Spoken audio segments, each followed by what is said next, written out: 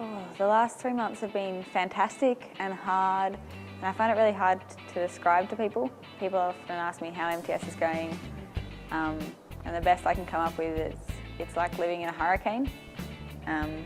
It's like standing in the eye of the hurricane, and if you step outside, it's just chaos everywhere.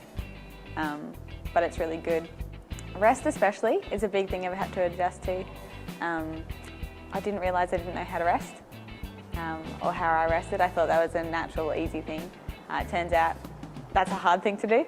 I realised I had to take my days off separately to other people, which is really sad because I love hanging out with other people, but I just get exhausted if I hang out with people all the time. I think I've had to adjust to being really purposeful about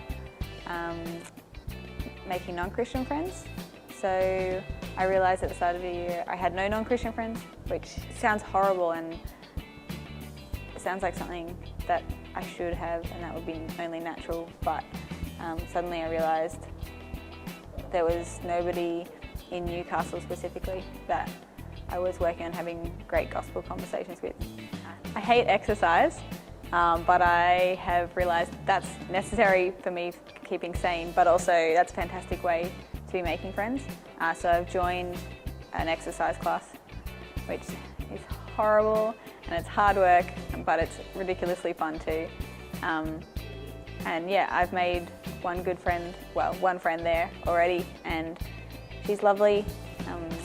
And we've already had a pretty broad-ranging conversation about everything, and she was completely happy with me asking her multiple questions.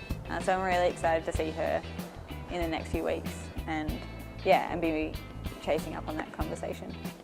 You can be praying for my friend that I've met, that we would get to have more conversations, that she'd continue to be open, that she'd use the amount of time she has on her hands because of her circumstances to be checking out Jesus.